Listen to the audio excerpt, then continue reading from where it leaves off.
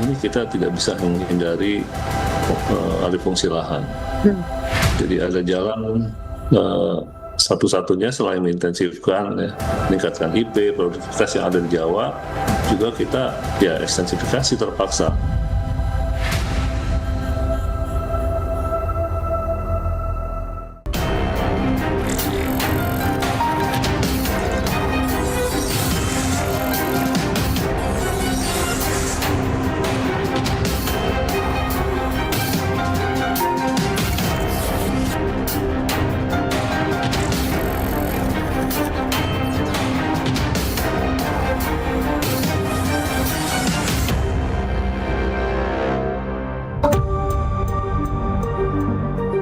Di balik kilau capaian swasembada beras, ironi menghampiri petani. Laju alih fungsi lahan pertanian menggerus harapan petani yang tiap hari banting tulang menjaga lahannya tetap lestari memproduksi padi. Tak hanya berdampak kepada kesejahteraan petani, alih fungsi lahan juga bisa menjadi ancaman terhadap keberlangsungan kemandirian pangan. Berkas Kompas mengulasnya dalam episode kali ini.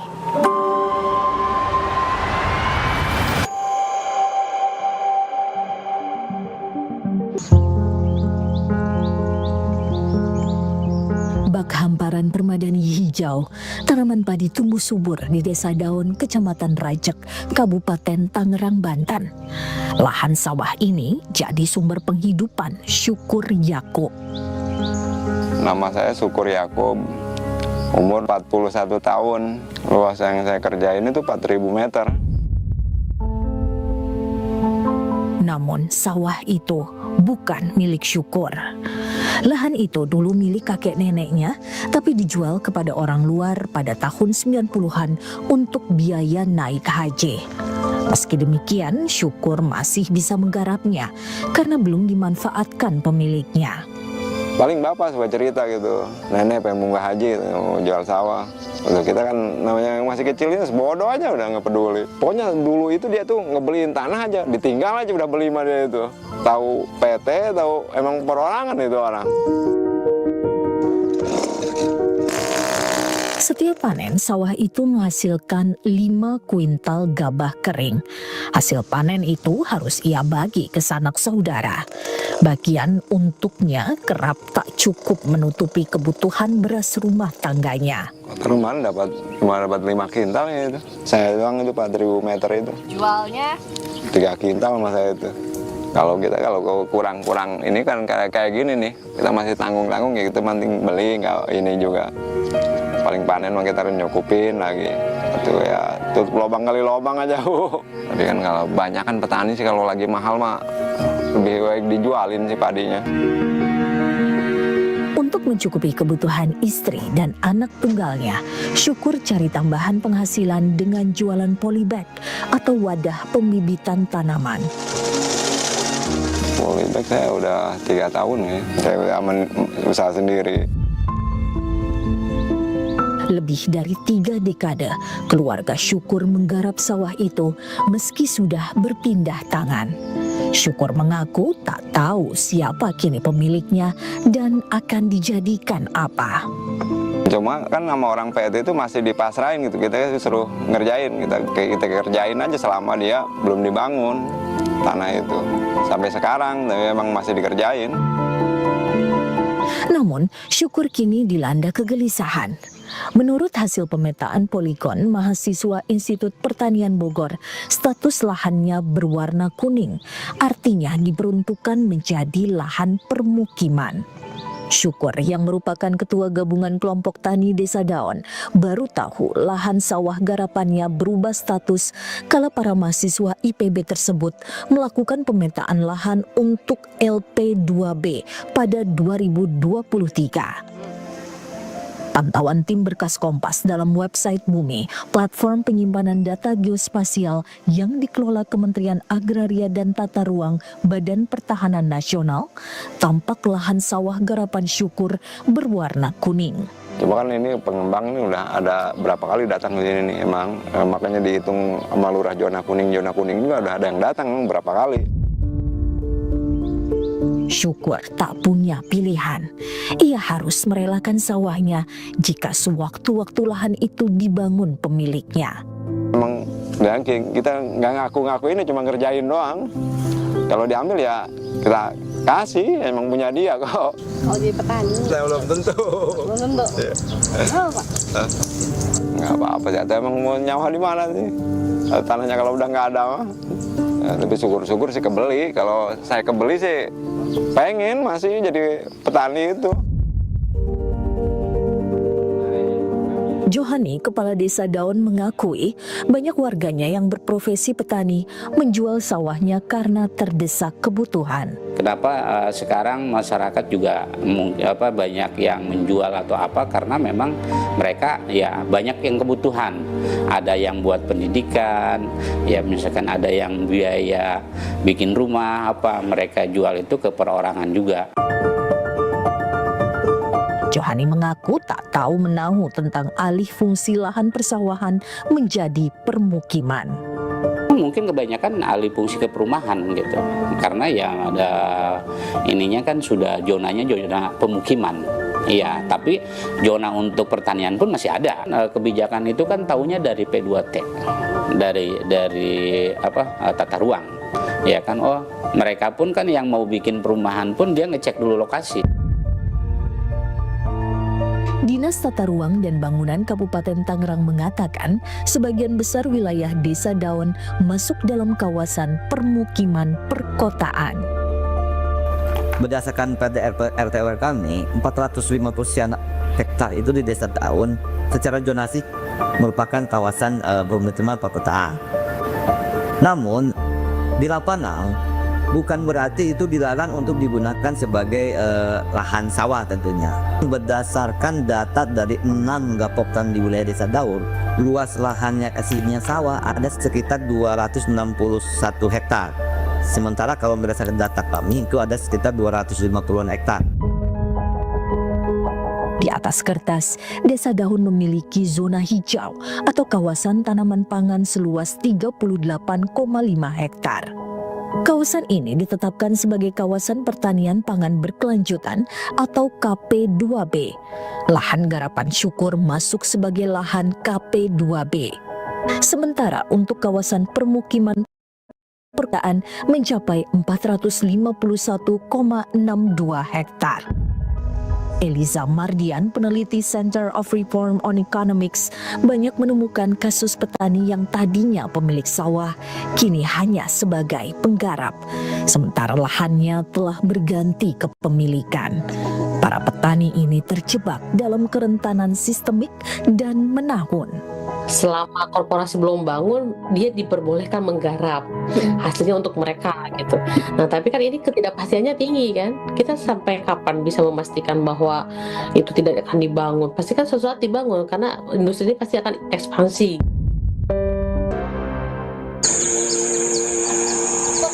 Alih fungsi lahan sawah perlahan mengancam perekonomian Pendi. Petani berusia 56 tahun ini tak berdaya kala sawah garapannya di Desa Karangsari, Kecamatan Purwasari, Kabupaten Karawang, Jawa Barat, perlahan menjelma jadi deretan rumah berjejer rapi. Pendi adalah petani yang tak punya lahan alias buruh tani. Sudah 15 tahun ia menjalani profesi ini. Bersama 5 orang petani, ia kini menggarap sawah seluas 4 hektar milik Dunungan, sebutan bagi bos pemilik lahan. Setiap hari, ia dapat upah 70 hingga 120 ribu rupiah. Rata-rata per bulan, Pendi mengantongi 3 juta rupiah untuk menghidupi istri dan 4 anaknya. Pendi khawatir lahan garapannya suatu saat akan menghilang. Pada 2018 lalu, lahan garapannya berkurang 1 hektar karena beralih fungsi menjadi kawasan permukiman. Itu 1 hektar itu ke Desa Karangsari juga termasuk untuk perumahan. Sekarang udah dibangun. Pendi tak berdaya kala Dunungan memilih menjual sawahnya ke pengembang. Pendapatannya akan berkurang jika Dunungan memilih menjual sawahnya. Sebab ketika lahan garapan menyempit, hari kerjanya jadi lebih singkat. Pada akhirnya, ia akan kehilangan pekerjaan. Ya kalau saya sih sebenarnya jangan dijual untuk mensejahterakan masyarakat. Saya juga termasuk ya. Tapi kan namanya dunungan, kata dunungan jual, saya ikuti aja apa adanya. Orang kuliah masa kita tahan. Alih fungsi sawah menjadi permukiman tampaknya akan terus berlanjut di Kecamatan Purwasari. Saat tim Berkas Kompas datang pada awal Januari lalu, terlihat pembangunan perumahan baru di sisi utara sawah Garapan Pendi. Setidaknya ada 3 perumahan yang dibangun di atas lahan sawah di sekitar lahan Garapan Pendi. Semuanya perumahan subsidi. Hamparan sawah yang seharusnya menjadi penyokong kekuatan lumbung padi Karawang perlahan tergusur perumahan. Sebenarnya kalau kawasan petani ya petani aja untuk sejahtera petani. Kalau yang dirugikan seperti saya, orang kuli bisa mengurangi penghasilan. Ya kalau yang orang yang punya sawahnya sih sejahtera, dia megang uang. Kalau yang bagian yang kuli kan nggak sejahtera sebenarnya mah. Tempat kulinya itu kan hilang. Seharusnya dia kuli di situ, ternyata tidak. Pindah yang lain lagi. Biasanya di sini misalkan kayak saya kuli di sini, ini dijual ya pasti nggak digarap sama saya cari lagi. Kan gitu. Ketidakpastian terus-terusan membayangi Pendi. Ada kalanya ia ingin mandiri dengan sewa sawah lalu menggarapnya. Dan hasil panennya bisa ia kantongi sendiri. Tapi ia tak punya modal. Nyewa, kalau nyewa kayak itu kan butuh uang 1 hektar 10 juta. Saat nyewa, modalnya kan bangsa 15 juta, udah 25 juta. Pendi tak punya keahlian apa-apa selain menjadi petani. Ia berharap pemerintah bisa menahan laju alih fungsi lahan pertanian agar sawah garapannya tak tergerus perumahan. Kalau sekarang dijual, dibeli sama orang lain, nggak garap, sejahtera dari mana?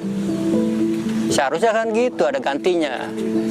Kita misalkan ngegarap 1 hektar, dikasih sama pemerintah nggak banyak lah, misalkan 1/2 hektar untuk menggarap lagi, walau belum disewain duit pemerintah, itu baru enak. Sebenarnya mah lebih bagus di daerah Pulau Jawa, tanahnya kan subur, udah nomor 1 lah kata saya, tahu kata orang lain mah. Tapi kan kenyataannya kebijakan pemerintah itu lain lagi. Untuk di kawasan pertanian kok kenapa dibikin perumahan kan gitu, seharusnya kan nggak boleh. Institute for Demographic and Poverty Studies (IDEAS) menyoroti tren alih fungsi lahan pertanian di Karawang. Berdasarkan pemetaan citra satelit yang dilakukan IDEAS, selama 5 tahun terakhir, Karawang sebagai lumbung pangan nasional kehilangan ribuan hektar sawah. Dan ini ancaman besar. Kenapa? Karena Karawang itu adalah lumbung pangan nasional. Ini di 5 tahun terakhir ini kalau nggak salah udah sekitar 5.000-8.000 hektar hilang di Karawang. IDEAS memetakan sawah yang hilang di aglomerasi Jakarta, yaitu Jabodetabek plus Cianjur, Karawang, dan Serang. Hasilnya, sepanjang 2019 hingga 2024, setidaknya ada 77.711 hektar sawah hilang di 14 kabupaten kota aglomerasi Jakarta. Luasan lahan sawah berkurang dari 374.582 hektar di tahun 2019 menjadi 296.871 hektar di 2024. Tekanan terkuat itu memang masih di proyek-proyek PSN, mulai dari jalan tol, kereta cepat, dari kombinasi dari pembangunan infrastruktur plus tekanan urbanisasi yang terutama sekali dari perumahan, perkantoran, dan pusat-pusat perbelanjaan. Jadi wilayah-wilayah komersial ini, dugaan kami ini sangat kuat sekali hilangnya, bertanggung jawab atas hilangnya 77.000 hektar sawah di Jabodetabek Raya. Para daerahnya. Sawah yang telah ditetapkan sebagai lahan sawah dilindungi atau LSD ikut tergerus. IDEAS menghitung sekitar 25.000 hektar LSD hilang di wilayah aglomerasi Jakarta sepanjang 2021 hingga 2024. LSD adalah kebijakan yang dilahirkan pemerintah pada 2019 untuk menahan alih fungsi sawah. Per 2021, pemerintah menetapkan lokasi LSD di 8 provinsi lumbung pangan nasional, yaitu Sumatera Barat, Banten, Jawa Barat, Jawa Tengah, Yogyakarta, Jawa Timur, Bali, dan Nusa Tenggara Barat. Pemerintah pusat sudah berusaha tadi ya dan mengeluarkan LSD. Saya pikir memang sekarang kata kuncinya itu di pemerintah daerah, memang betul sekali. Jadi tinggal 2 ini aja deh. Pemerintah daerah komitmennya kuat, pemerintah pusat menahan PSN, kita bisa melindungi ini dengan lebih optimal. 2 ini kuncinya sekarang.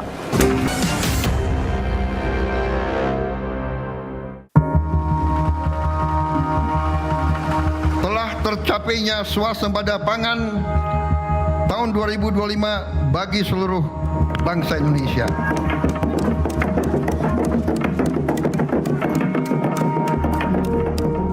Februari lalu, pemerintah resmi mengumumkan capaian swasembada pangan, dalam hal ini beras, bersamaan dengan panen raya di Desa Kertamukti, Kabupaten Karawang, Provinsi Jawa Barat.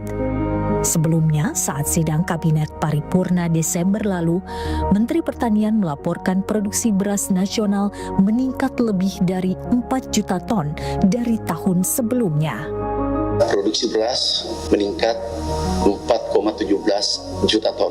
Ini dari BPS. Ini stok kita mulai tahun 69 sampai 2025. Stok kita tertinggi, insya Allah di akhir tahun 3,7 juta ton.